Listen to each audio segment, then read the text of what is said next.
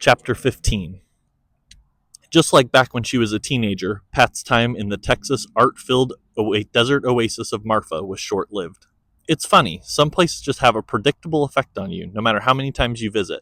Pat wandered the sculpture-lined streets and admired paintings and murals created throughout the town by locals and curated by other locals. It made her think about what she loved about St. Farr. It was her home, and where she had grown up.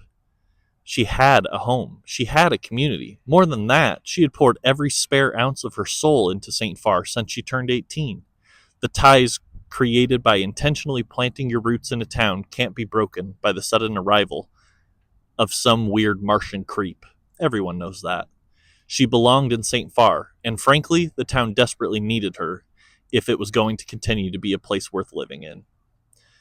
After walking the streets of Marfa and enjoying the work locals had left out for everyone to experience, she hopped back in her beat-up pickup and drove 6 hours back to St. Farr, ready to do whatever it took to ensure the future of her town. When she arrived, she stopped at Wellsco for supplies. Quickly, she realized that St. Farr's favorite general store was not the ideal location for a final battle preparation montage that she had pictured in her mind. The lack of weaponry was shocking. She did, however, find a secret weapon. May Manning. May had always loved Pat. She recognized that Pat was a doer, and that was the kind of person she had always wanted to be. For years, she had admired Pat's work ethic from afar, taking every chance that she could to talk to Pat and remind her how much she appreciated her work. She was also the biggest KOBO fan in all of St. Farr. All three of her children had grown up listening to the punchy pop hits of the late 90s and early aughts. The children had no choice. May would listen in the car while driving them to and from all activities. She would listen as she worked at Wellsco. She even listened at home on a radio the size of a tissue box that never left the kitchen counter. The dials on the radio had crusted over throughout the years with sauces, syrups, and old sugar, but it didn't matter. May never tried to change the station anyway. Now, May, her oldest child, and her town hero all stood in the back office of Wellsco, facing an unconscious, grassy-haired, paraffin wax-looking extraterrestrial who they had tied to a rolling office chair. Not what she had in mind on a week at night in the shop. The visitor opened his eyes and looked around the small, dark back room. His love of human cinema was one of the reasons he had put in for this assignment at the neutral site, parked directly above Earth. Now those films were helping him gather context about the sticky situation he found himself in. The huge bags of dried rice and beans reminded him of the dusty storerooms or the back of covered wagons like he had seen in several American westerns and frontier films. The dark office and old flimsy desk was reminiscent of office-based comedies. The three people standing in front of him with menacing looks brought back memories of zombie and monster movies, his favorite. Once the visitors focused on the crew, May and Pat began yelling at him, their voices struggling to find clarity over the top of each other. What are you doing? Seriously, why are you... And out here in the... You didn't need to go. My true... Lucky put one hand on his mother's shoulder, then lightly set his other hand on Pat's. The two verbal gladiators turned to look at him, still letting their vocal volleys fly out the sides of their mouths. And that awful singing!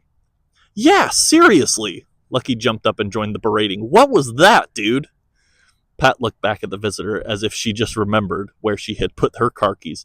Yes! That was you? Clearly, everyone in the room had heard the broadcast, and it was the worst part of their day. That's even including the fact that an alien had descended on their small town and tried to force one of them into continuing to work under the threat of Earth's destruction. As the three humans began to lose steam, the visitor spoke up for the first time since recovering from a sudden onset fire extinguisher-induced migraine. I explained to Pat, KOBO must continue broadcasting. May looked at Pat, confused, then looked back at the visitor. Pat caught May's glance and tried to fill in the blanks. Apparently, there's some kind of space station that uses the radio station to keep up to date with Earth news. They also like the playlist. I like the playlist too, May admitted with a smile. I kind of like it too, Lucky said, making both Pat and May look at him in shock. You guys had some classic stuff growing up. The visitor watched the humans interacting, careful not to step on anyone, and put himself into a more precarious position. His wrists and ankles were already bound, and he was unsure if his wood-like skull could take another thwacking. That is mostly correct, yes, the visitor replied once there was an opening in the conversation. May found the entire thing hard to believe. But it would be a great stroke of luck. She would be happy to have KOBO back. And she was pretty sure an alien species was unable to press assault charges against a human who was just defending her planet. Her mind put together the obvious answer and let the suggestion ease into the air. So, why don't you reopen KOBO? For St. Farr and the safety of planet Earth. I can't, Pat replied. There's no money. I can't afford to work all day, every day, with no income. How did you do it before? Lucky asked. Checks used to come in the mail every month. I was using them to pay myself and keep the station running. They stopped coming.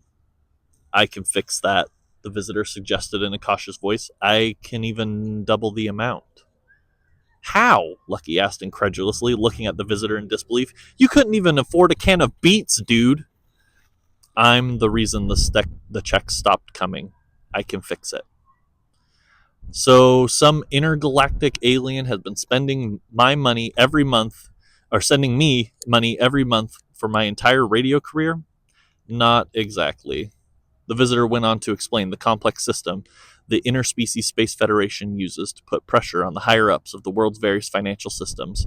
Using leverage from the secret misuses of earthly funds they know of, they force the world leaders or their enemies to funnel funds to specific Federation-owned companies, which then send checks to humans and Federation deems vital to their mission of universal peace among all spacefaring species.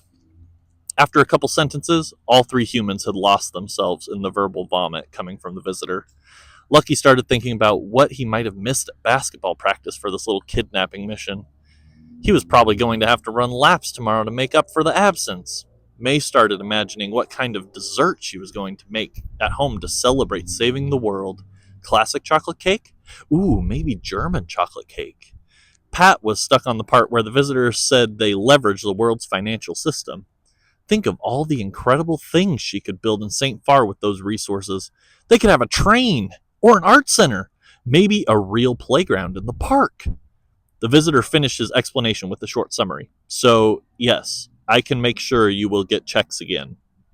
Now that the money issue was settled, the Earthlings had one other question. So, if we let you go, you're not going to blow up the Earth or vaporize us or take over our bodies or something creepy, right? No, my species is focused on finding peaceful solutions to the universe's complex issues. They had no choice but to trust him. They weren't about to cause an intergalactic incident by keeping a Federation official captive longer than they already had. They had tempted fate, fought an alien, and negotiated a 100% raise. What more could they ask for?